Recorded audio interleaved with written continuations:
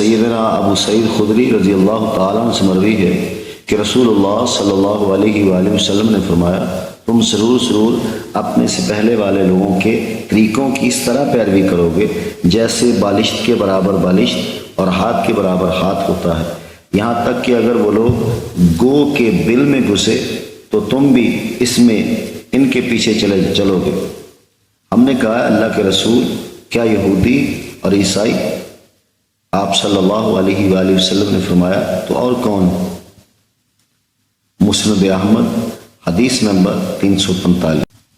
سیدنا ابو ہریرہ رضی اللہ تعالیٰ عنہ سے مروی ہے کہ رسول اللہ صلی اللہ علیہ وآلہ وسلم نے فرمایا، اس ذات کی قسم جس کے ہاتھ میں میری جان ہے، جو شخص بھی میرے بارے میں سنے گا، وہ اس امت سے ہو یا یہودی ہو یا عیسائی ہو، اور پھر وہ اس حال میں مر جائے کہ میری لائی ہوئی شریعت پر ایمان نہ لائے، تو وہ جہنمی لوگوں میں سے ہوگا۔